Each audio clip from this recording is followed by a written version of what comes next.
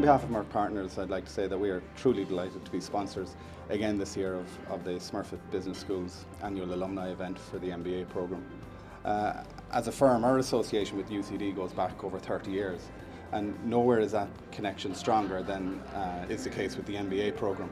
Without question, having close access to a quality MBA programme in a top-tier business school is a critical factor in ensuring that the next generation of leadership talent is being nurtured and is being developed, and we and our clients are very fortunate that the UCD MBA programme has served that need so fantastically well over the last 40 plus years. An event like tonight, you're meeting people who've shared an experience, whether directly or indirectly, and you can tell a few war stories and listen to a few war stories. Some you've heard before, some new ones. But ultimately, it's great to meet people who've done and had an experience of different years and getting ideas and listening what people have done afterwards. I think that's very interesting. Having just completed the MBA in May 2012, it's really given me the perspective in business and management that I really hadn't gained up to then. It would have taken me years to gain that insights into the various areas of business that it really brought it all together. Hugely beneficial because it comes with a network of people who are able to help you in pretty much any situation, both at home and abroad. The speakers you had today, fantastic. They're keeping me in touch with what's happening out there, and it's also nice to get in touch with old friends. Great opportunity to interact, to meet people who are either on the MBA with myself or people who have graduated from the MBA 5, 10, 15, 20 years ago. It's a great opportunity for alumni to get together, to connect, to reconnect, to network, to meet the current students, and the current students value the network as a mentoring program. It's the best way for me to do it, and that's what I'm doing.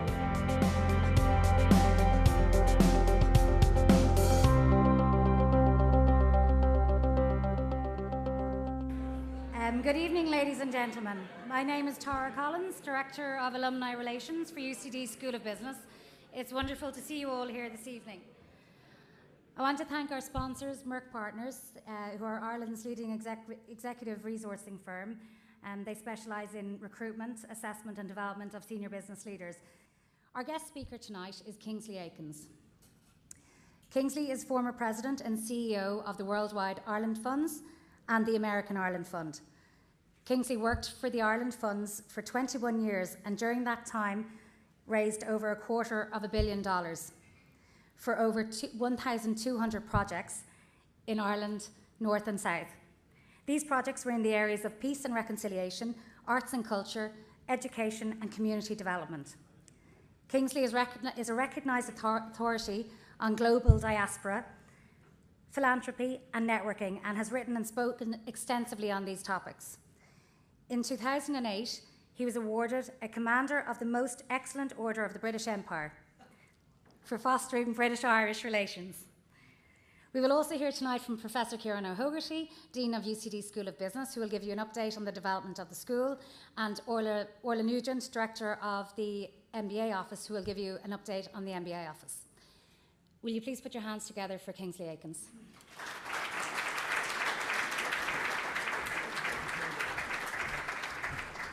Well, as Gay Byrne used to say, folly that.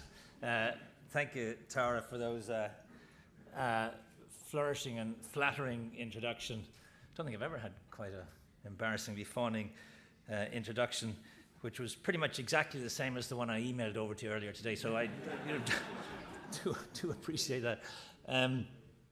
Look, it's fantastic to be here.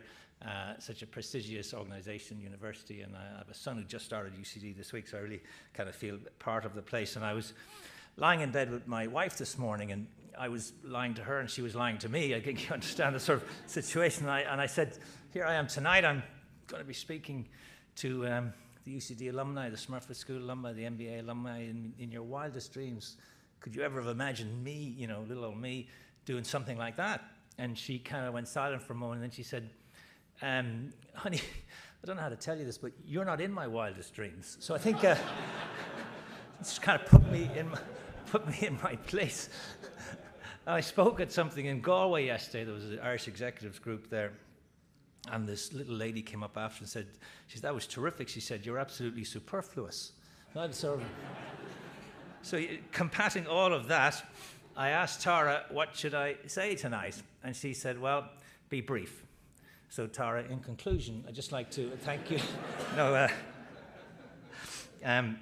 Congratulations to everybody being here. 6:15 is an extraordinary. I was amazed everybody was here right on time, because I always remember Sean Lamass, the former Taoiseach, once said, you know, a lot of time has been wasted in Ireland by people showing up on time. And it's a lovely piece of logic to do with sort of Irish behaviour.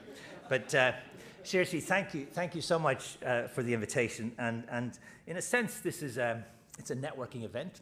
And I, with my partner, who I think Ed Kelly has had to go home to change for something else, have a company called Networking Matters, and I've been very involved. And the reason we got involved in this space, if you like, is because I realized at my exalted age and position and entering, as I call it, my third act, I reflected back on my life, and I realized the one thing, the piece of glue that, if you like, that helped me sort of zigzag through life and doing various things in various countries, and I worked in 6 different countries in my working life. The glue was networking.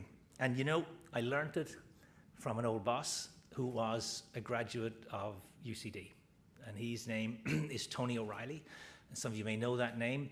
The O'Reilly Hall is as a result of his generosity to the university. But I watched him in action around the world, and I noticed a couple of things. When he was 19 years of age, he was picked to play for the British and Irish Lions in 1955 in South Africa. The first test, the score was 23-22 to the Lions. First time that century that the Lions had beaten South Africa in Ellis Park on the home ground of the Springboks. Jack van der Scheef missed a conversion straight in front in the last minute, and the Lions had won. O'Reilly went on to score 16 tries on that tour, and 4 years later, in 1959, he was selected for the Lions again. They went to New Zealand, and in the last minute of the last test, he took a pass on the blind side from his Irish scrum half, Andy Mulligan, scored in the corner, his 17th try, beating his own record. No player has ever scored more for the Lions than Tony O'Reilly. But what was interesting is that I watched his career evolve, and I worked for him for over 20 years. And I noticed something that I don't think many people have commented on. Tony O'Reilly only ever invested his own money, if you like, in countries where he played international rugby. So he invested in New Zealand, Australia, South Africa, England, Ireland. He worked, of course, as some of you may remember, the H.J. Heinz Company in Pittsburgh, was one of the leading executives in the food industry globally, was the highest paid executive in the United States. But when it came to investment, he fell back on his networks through rugby. And heading up his New Zealand operation was Wilson Winray, captain of the 1961 All Blacks. On his South African boards, there were lots of rugby connections in England, etc. So I watched him do that. I was kind of curious. And you know, he's an old Belvedere. He's a Belvedere boy. He went to Belvedere College. He didn't do a lot of study at school. He was a prodigiously talented sportsman. He was a great tennis player, a great pianist, quite a Corinthian figure. The headmaster called him in his final year in college, said, O'Reilly, if you don't knuckle down and do some study, you'll end up selling newspapers, which I thought was a really, really interesting sort of comment. But he uses networks and used them in lots of different ways. And I always remember when we were launching the Ireland Fund of South Africa, we used a guy called Johnny Robbie, who was a great rugby player for Ireland, who went out to South Africa, became really well known in media, became a real architect of the introduction of talkback radio in South Africa. And he was MC the night of this great dinner when Mandela came out to the stage, and he looked at O'Reilly. He said, O'Reilly, he said, I remember seeing you play rugby for Ireland before I went into Robben Island. And I was 27 years in Robben Island. And when I came out, you were still on the Irish rugby team. So I thought he nailed him pretty well. In 1976, Tony O'Reilly got together with a guy called Dan Rooney. Dan Rooney owns the Pittsburgh Steelers. He's the current US ambassador in Ireland. And they had an idea. They had an idea to build up a network of people around the United States primarily who would have an interest in Ireland, might do something to help resolve the problems, the troubles in Northern Ireland. If you remember back in those days, many of you won't because you weren't born then. There was literally hundreds of people were dying annually in the conflict. And they said, could we do for Northern Ireland particularly, but for Ireland in general, what the Jewish community globally have done for Israel. And it was an unproven formula, but it was an interesting idea. It was modeled on the UJA, the United Jewish Appeal, who raised billions of dollars in the United States for Israel. And so we had a black tie fundraising dinner, you know the sort of formula. We do it in the Smurfit School, we do it in lots of organizations, but Waldorf Astoria, terrific event, fabulous evening, great occasion. Successful? No. We lost so much money that the only reason we had a second dinner a year later was to pay for the first dinner we had in 1976.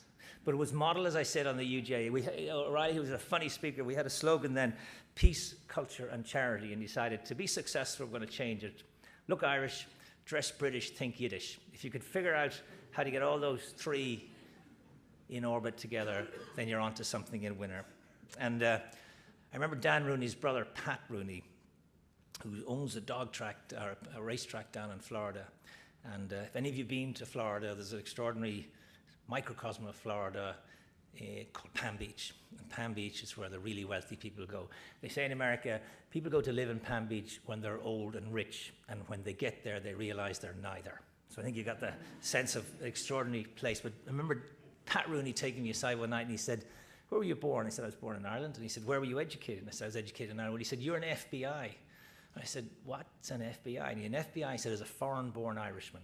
Real Irishmen are born in the Bronx. They're born in Chicago. They're born in Boston. And it was a great lesson, because what we were looking for in those days was not just the prominent Irish. We were looking for what we called DCPs, we used to call them. And a DCP is a deep closet paddy. They're out there. They're in the undergrowth. Can we kind of pull them out? And over the years, we did. And it became a successful organization. So much so that 40,000 people a year go to the events, 39 cities, 13 countries. And back then, O'Reilly and Rooney called me in. They said, we want you to raise $100 million. And you got 5 years to do it. Go figure.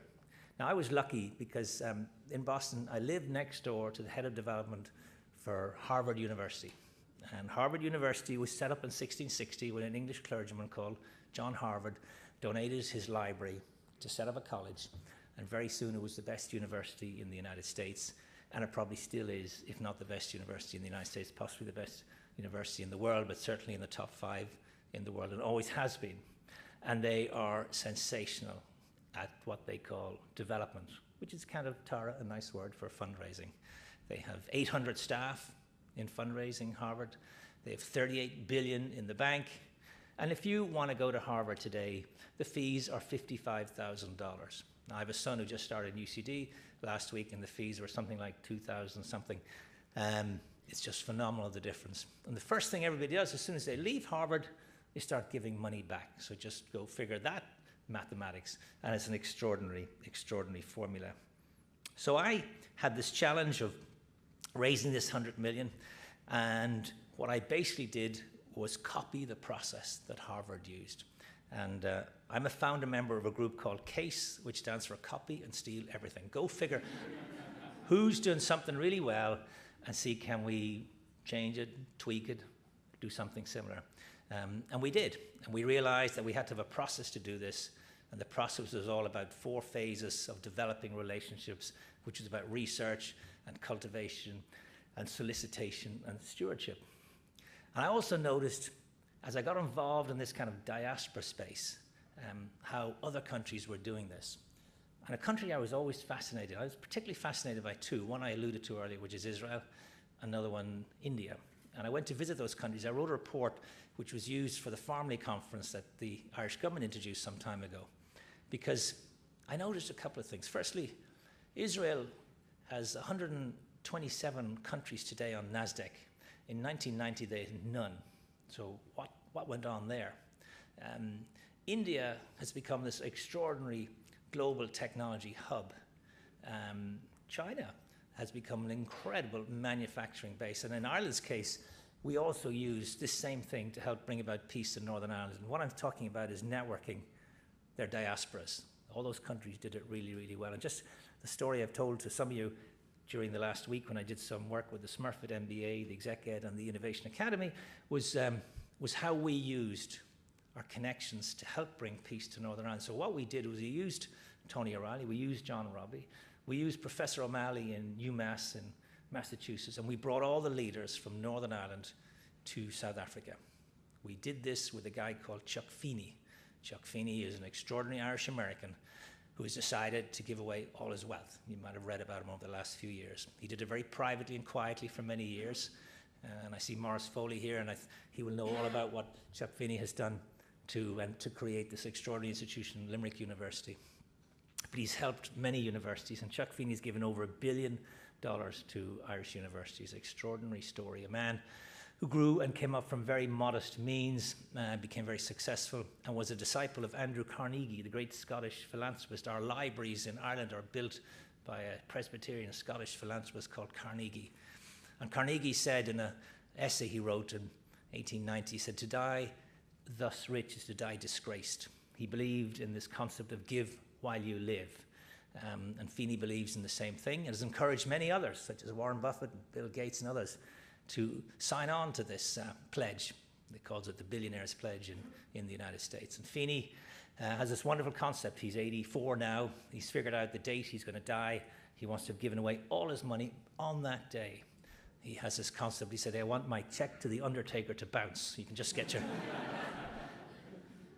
What a man, what an extraordinary contribution. But right back in 1997, we funded sending the leaders from Northern Ireland to South Africa to spend time with Nelson Mandela.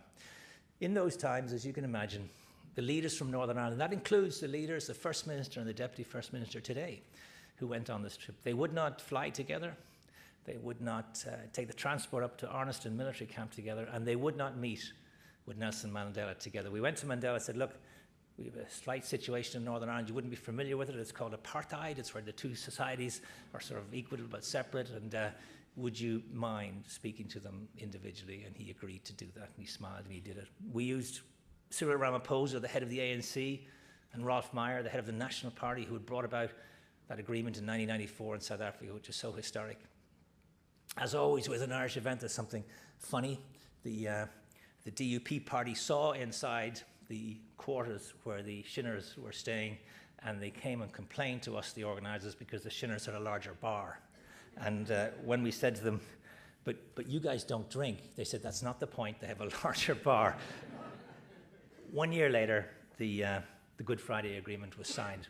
And if you speak to those leaders today, or the other leaders like Jeffrey Donaldson and others who were there from Northern Ireland, they will all tell you it was that event, it was that occasion that broke the logjam that led to the agreement a year later.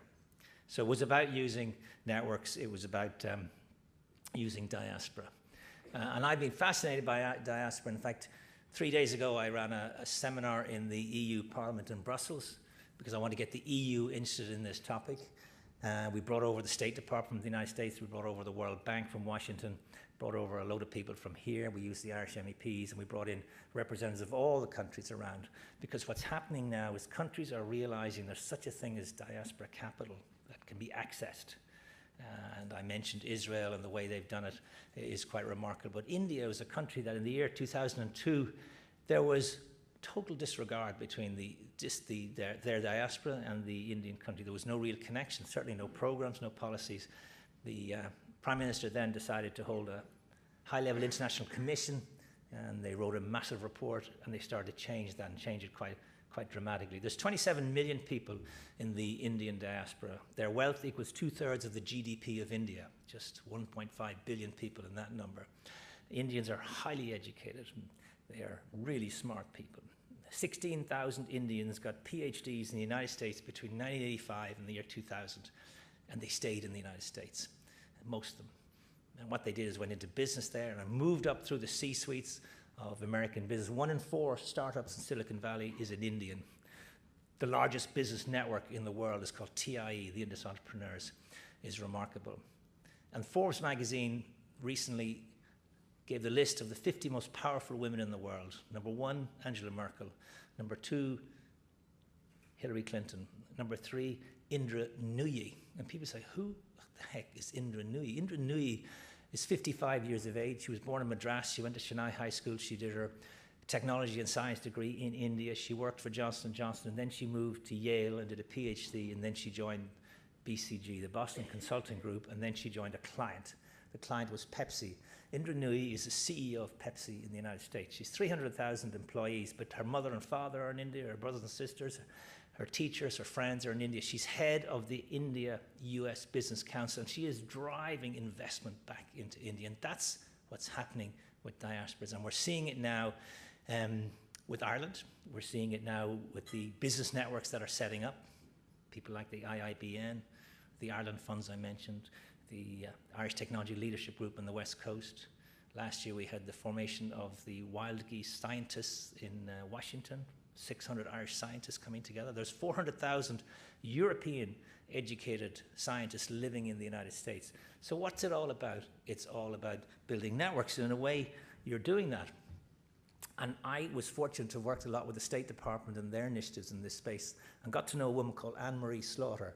She's a professor in Princeton, but she took 3 years out at the request of Hillary Clinton to work in the US State Department. And she's written some great stuff. She says, the information age is over.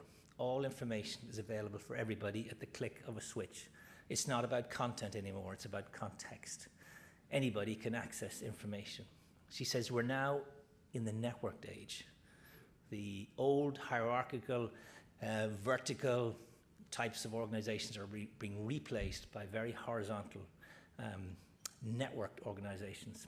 She said the last century was a century of billiard ball diplomacy and conflict, militarily, economically, countries bouncing off each other. Now the issues are global and the key is collaboration. She said it's not about countries, it's about regions. It's about creative clusters of connected people. She says Palo Alto has more in common with Bangalore, Shanghai, Tel Aviv, Dublin, Paris, London, than it does with Fresno, which is 2 hours up the road and is falling apart. And so it's that notion of having networks and building networks. And networks and networking is all about building social capital. And what is social capital? Well, social capital is the ability to find, to utilize and combine the skills, the experiences, the contacts of other people. So now in life we have human capital, and that's your own skill set and what you've got yourself. We've got financial capital, your assets, what you own, but you've got social capital. And social capital is increased by use. Financial and human capital is decreased by use. Social capital is about context and not content. Social capital is about between people, not within people. And my partner Ed and I, when we're giving these lectures and talks, we believe that's no longer sufficient to be able to compete on an individual competency basis. There's an awful lot of smart people around there. What matters now is your networks. And you need intense, tight, bonded networks, small groups of people. And you need to be able to bridge into all sorts of other groups. Because here's the conflict we live with today. The old escalator notion of careers where you join, work, move up, work along, move up, is gone. The escalator is jammed at every level. Companies show you no loyalty. You have to look at the startup of you as individuals. You have to build this social capital. Opportunities don't float on clouds, they are connected to people. But here's the challenge we face, twofold. One, we're all connected to literally thousands of people on our Blackberries and on our Apples, etc. I have a daughter with 800 friends on Facebook whom she's never met. We're kidding ourselves. There's a great book I mentioned to somebody tonight by Sherry Turkle, who's an MIT professor, who has said that the book is called Alone Together. We are connecting with huge numbers of people, but we're all alone in front of a screen. And we're starching the humanity out of our relationships, and we're failing to connect, converse, communicate, collaborate. And that's one of the challenges, because we have to have our smaller group of people, and it's worth reading the works of a guy called Professor Dunbar of Oxford University, who's professor of anthropology, who says in life at any one time you can only have 150 relationships. Up here hasn't changed in 25,000 years.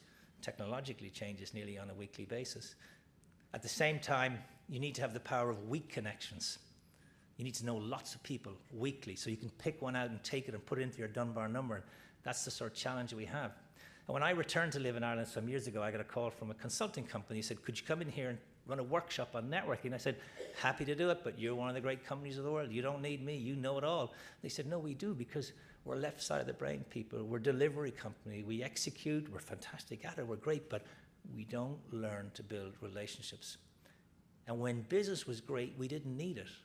But now we need it. And now we're scared about becoming generic. And this is why professional services companies, accounting and legal and others, need to develop this side of their skill set, the right side of their brain.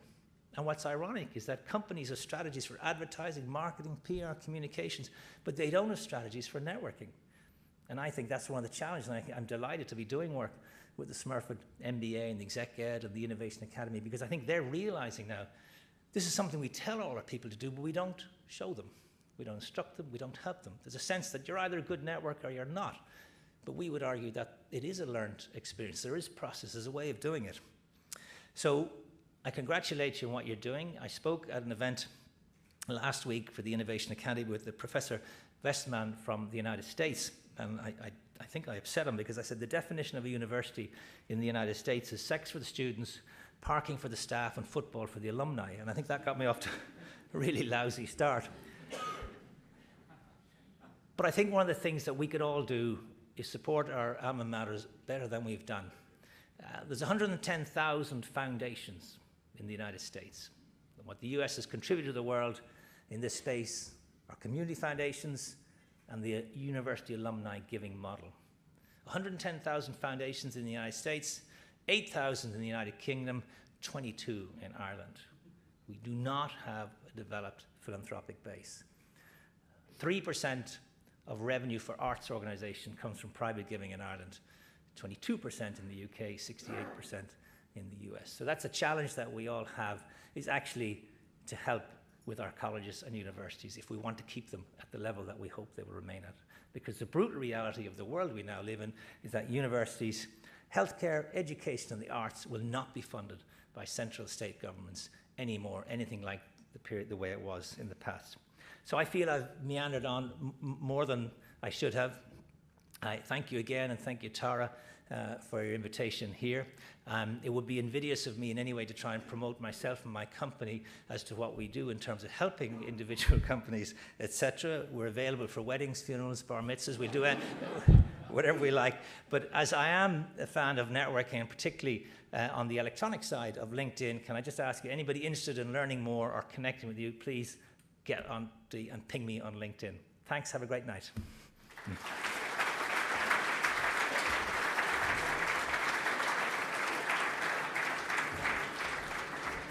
Thank you, Kingsley, for that wonderfully inspiring speech. I'd like to introduce you now to Kieran O'Hogarty, who is the Dean of UCD School of Business.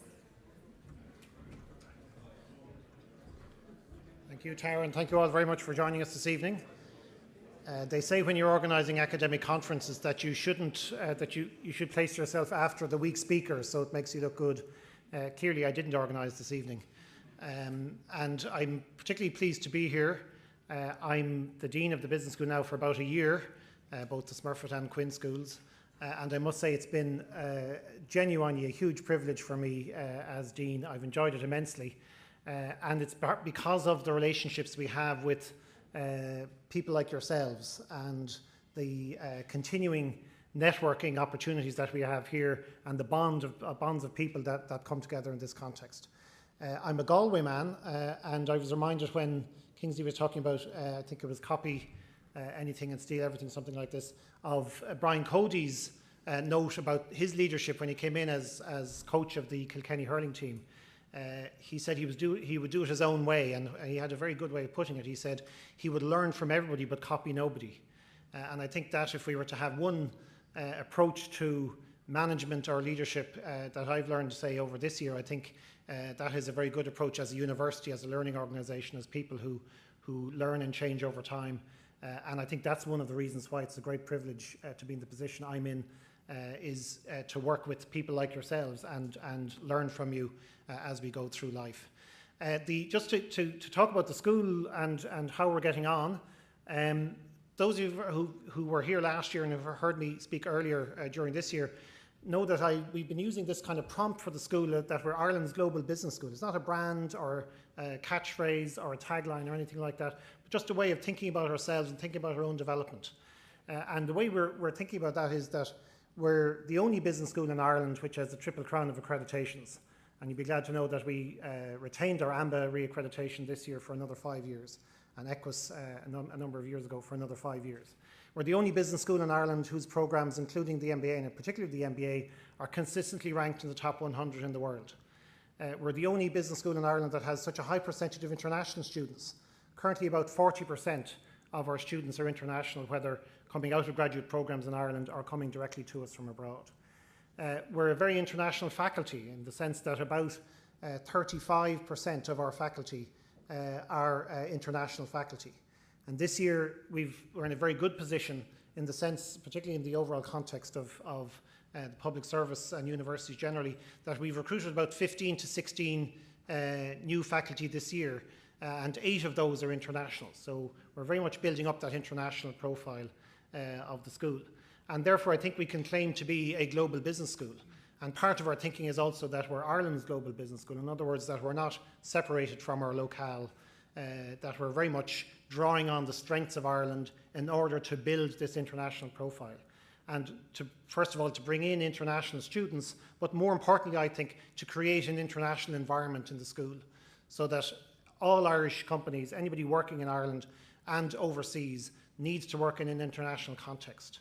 To drive Irish economic growth, we need exports, and therefore we need an international perspective. So for the richness of the experience in the school, that international dimension is very important.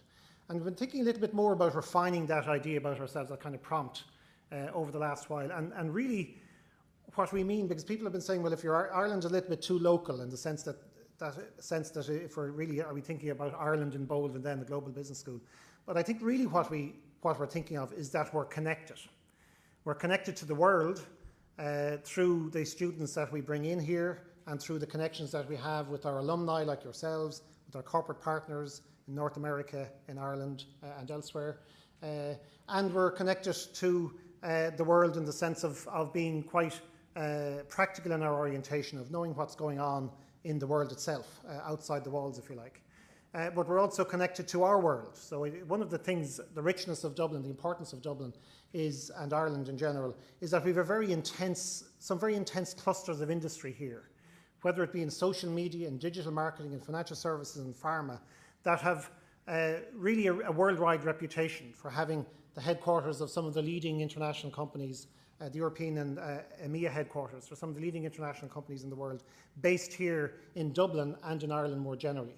And part of our thinking is that we need to build on that strength, on those connections, that network, in order to really drive the school forward and drive the experience for our students in making us more and more relevant, not only in Ireland, but also internationally.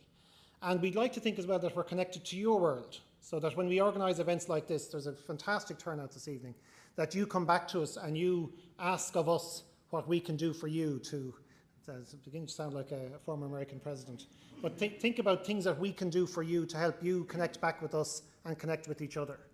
And in that sense, I think there's a French word called branché, which captures it, I think, better than connected does, in the sense of being plugged in and also being in some way with it, in the sense of being at the cusp of things. And I think that's where we'd like to see the school with your help, is that we're a school that is Ireland's global business school, but what that means is that we're networked and connected to the world, connected to our world here in Dublin and in Ireland, but also connected to your world and relevant to you. We can't do this alone, we need your help, and on that basis I'm always very happy to get feedback from people, including our current students and our alumni, on how we might do better in that, trying to be more connected to the world, our world and your world. And part of that is the event this evening, because as an accountant, I wouldn't say I find it difficult, because I think I became an accountant. I'm back to how I was maybe as a younger person at this stage. But I think the idea of mingling is very important, and I always encourage students to be minglers rather than minglees. In other words, don't just stand and let things happen around you, but get out there and mix with other people and get to know people outside your ordinary circle, even here this evening. Because I think that's a very important part of what we do on the MBA Alumni Network. When we go to North America, for example, what I noticed around this time last year when we went for the alumni event there is that we had alumni who had actually gone to New York about 20 years ago and who are well settled there and who are in senior positions. And then we had alumni who'd gone more recently. And the opportunity for those two groups to meet and to potentially offer each other opportunities, I think is a very, very powerful opportunity that, again, as a business school, we are one of the only business schools in Ireland that offers that. And as a business school in Ireland, I think we're very good as Irish people at doing it. So I'd encourage you to be minglers rather than minglees. And I noticed this evening as well that we had quite a few people with MBA 13 and MBA 2014 on their lapels. And I thought two things. One, it's great to be optimistic, and we like that. But secondly, they're a group I think that could really, again, benefit from your help as alumni. We need your help, and again, they need your help in building their profile and in building the school in this network, this branché way that I think is very important for us. So, Gramil Mahagas Agvis Osok Chaktanuk, Tasugam Gwynich Tanavas. And I look forward to meeting you, most of you, if not all of you, this evening. I'm at Dean of Business at UCD.ie, much easier than Kieran.O'Hokerty. And if ever you need to meet me, give me feedback, call in for a lunch or a cup of coffee, feel free to do so. I'd like to think that that's part of our identity as a school, that we're very open and connected in that way. So, Gramil Mahagov, Bintana Asaniha, Agus.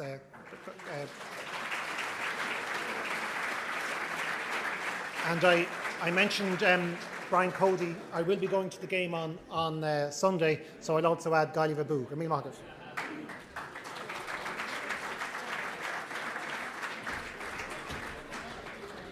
I'd like to welcome Orla Nugent, UCD Smurfit School's MBA Programme Director.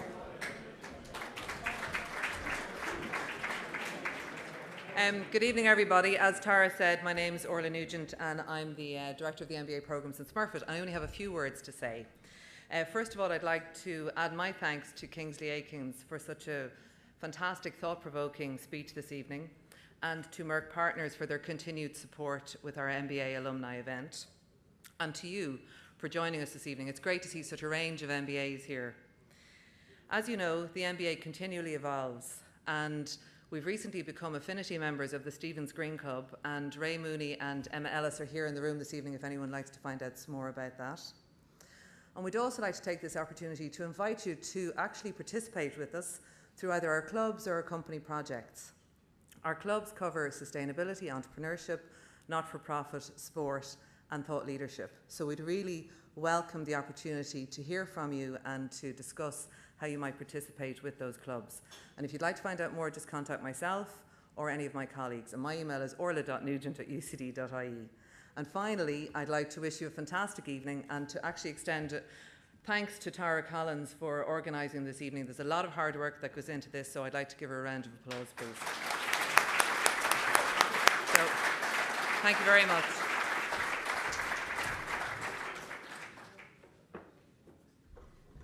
I'm not going to keep you much longer. Just want to say a few thank yous. I hope everyone's enjoying the evening. Just a quick thank you to the Conrad. I think they're looking after us very well this evening.